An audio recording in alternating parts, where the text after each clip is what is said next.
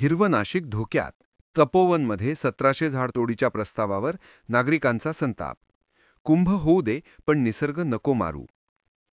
आगामी कुंभमेळ्याच्या तयारीच्या नावाखाली तपोवन परिसरातील तब्बल 1700 झाडे तोडण्याचा प्रस्ताव समोर आल्यानंतर नाशिककरांमध्ये तीव्र संताप उसळला आहे. धार्मिक, सांस्कृतिक आणि पर्यावरणीय महत्त्व असलेल्या तपोवनात एवढ्या मोठ्या प्रमाणावर झाडतोड होणार असल्याची माहिती मिळताच स्थानिक नागरिक, पर्यावरणप्रेमी, स्वयंसेवी संस्था आणि युवकांनी जोरदार आवाज उठवला आहे. तपोवन नाशिकचे फुफ्फुस धोक्यात. तपोवन परिसर हा नाशिकचा हरित श्वास, साधू संतांची भूमी आणि हजारो भाविकांची श्रद्धास्थान. याच पवित्र भूमीत साधुग्राम उभारणीच्या कामांसाठी जुनी, प्रचंड आकाराची 70-80 वर्षे वयाची झाडे तोडण्याचा NMCचा प्रस्ताव नागरिकांच्या भावनांना धक्का देणारा ठरला आहे. नागरिकांचा थेट सवाल: 12. कुंभ परंपरा आहे, पण परंपरेच्या नावाखाली निसर्गाला बळी का? 2. झाडे नाहीत तर हवा नाही, हवा नाही तर कुंभ कसा? 3. तपोवनची ओळख हरित वनराई, तीच हिरावू नका. विकास कराच, पण विध्वंस करून नाही. नाशिककरांचा आवाज थेट मोठ्या नेत्यांपर्यंत, ते थेट राज्याचे मुख्यमंत्र्यांपर्यंत. नाशिककरांनी आपली मागणी मुख्यमंत्री देवेंद्र फडणवीस, केंद्रीय गृहमंत्री अमित शहा आणि स्थानिक खासदार राजाभाऊ वाजे यांच्यापर्यंत पोहोचवण्यास सुरुवात केली आहे.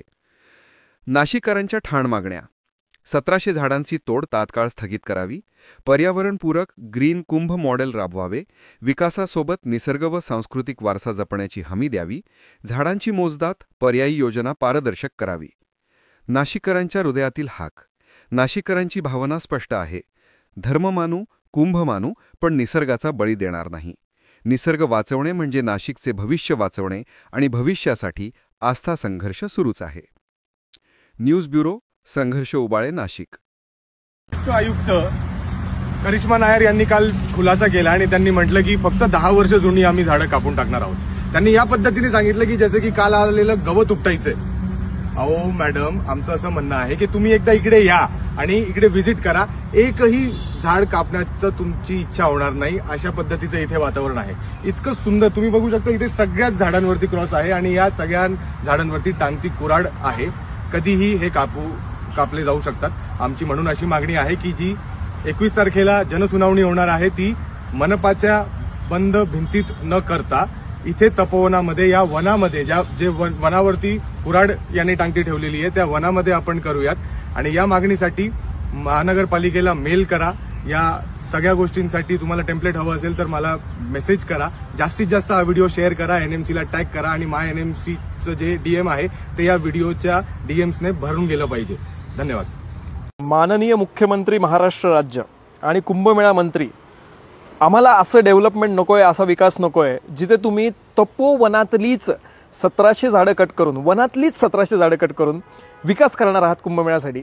जिथे अमृत कण पडले तिथेच अशा झाडांची कत्तल होणार आहे. आणि ती छोटी झाडं नाही आहेत, 70-80 वर्षाहून जास्त जुनी झाडी, मोठमोठे त्यांचे खोडं आहेत, अशी झाडं आपण कट करणार आणि तिथे स्वतःचा मानवनिर्मित विकास दाखवणार.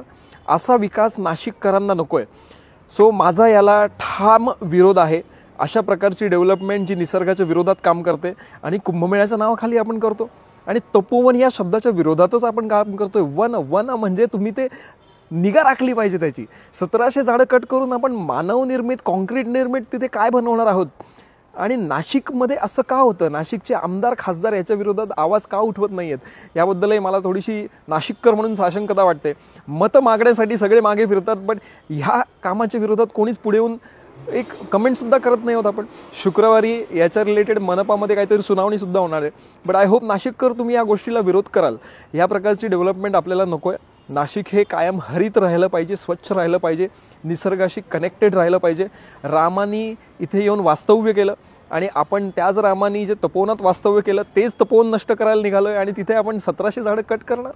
म्हणजे मला हसू करडू हे कळत नाही. सो माझी आदरपूर्वक विनंती आहे तुम्हाला नाशिककरांना की हा व्हिडिओ जास्तीत जास्त शेअर करा आणि यासारख्या गोष्टींना विरोध करा. नाही तर काय होतं, मतं मागायला सगळे येतात, बट ह्या गोष्टीसाठी आपण विरोध नाही करत सरकारला. ते आपण केला पाहिजे. आपण मतदान देतो आणि त्यावरही लोक राज्य प्रस्थापित करतात.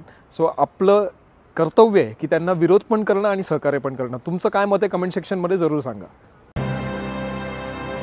आपल्या परिसरातील बातमी बघण्यासाठी कृपया आपल्या योग न्यूज चॅनलला सबस्क्राईब करा. व बेल आयकॉनवर क्लिक करा.